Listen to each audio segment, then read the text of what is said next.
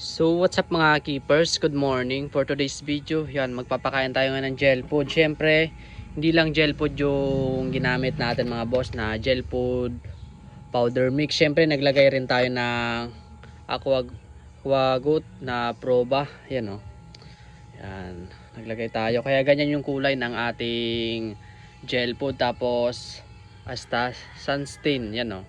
Kaya yung mga gusto dyan umorder nito, isalay ko na lang yung link na tong tatlo na to na gamit natin. Kaya tara mga bossing, samahan niya ako magpakain ng gel food sa ating mga alaga. Dito muna tayo mag-uumpisa sa ating mga male, yan o, mga male natin.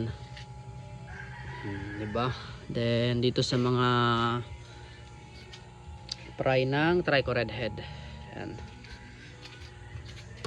Tara pakain tayo, dami natin papapakainin, no. Dito muna tayo mag-uumpisa sa ating mga reptab. Yan. Kaya ganyan mga bossing yung kulay kasi may probiotics yan, tapos yung isa pa na secret ingredients natin.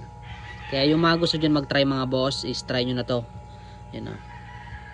Yan mga tubig-tubig na yan. Yan yung probiotics. Mabisa yan sa ating mga isda. Yan o. Grabe yung ginugroom natin. Ang laki. Solid. Ganyan lang tayo mga bossing sa ang isda natin. Ito yung mga male na material natin. Papalaki natin yan gamit itong gel food. Dito naman tayo sa kabila. Ayan o.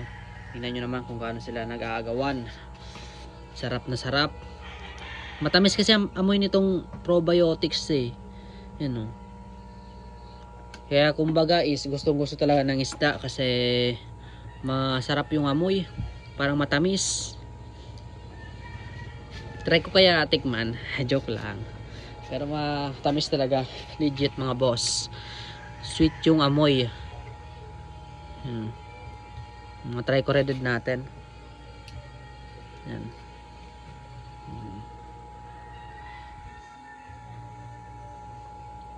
Ganyan lang tayo mga boss magpakain ng gel food ng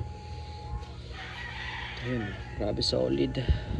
Namasa-masa pa yung gel food naka probiotics kasi. Yung mga nagtatanong kung ang probiotics ba ay linuluto natin, hindi po. Kapag gumawa tayo ng gel food, kumbaga is yan, hinahalo na lang natin kapag tigas na ng gel food. Kasi kung ilulutuin nyo ang probiotics mga boss, mamamatay yung good bacteria. Kaya yung mga hindi pa dyan nakakaalam, yan, gawin nyo mga boss, gawin nyo muna yung gel food bago nyo ilagay yung probiotics. Yan. Ganyan lang tayo mga boss oh. Pakain tayo, walang cut na to mga boss ha. Tingnan nyo na lang oh, kung gaano mabisa yan. Yan, diba? Ito matry ko red natin oh.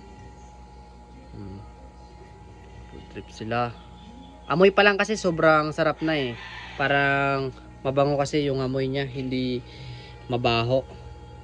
May mga na-experience kasi ako na parang tae yung probiotics, pero goods naman na ginagamit, hindi naman daw expired, sabi nung nabili natin. Kaya ito is mabango mga boss. Yan oh. Kaya yung mga gusto nito umorder, yan, isalagay na lang natin yung link nito. Yan oh.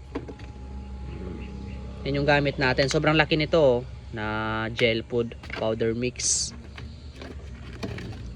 Then ito probiotics na gamit natin mga bossing. Kaya ulitin ko mga boss, yung gusto mag-avail nitong tatlong gamit natin sa isang pakain lang natin. Kaya yan, lalagay ko na lang yung link dito sa may pangalan natin. Kaya yan, sambagsak muna. Kamalman. Nagdabot kayo sa video to. Don't forget like and share, follow para updated kayo sa aking mga video. Thank you guys.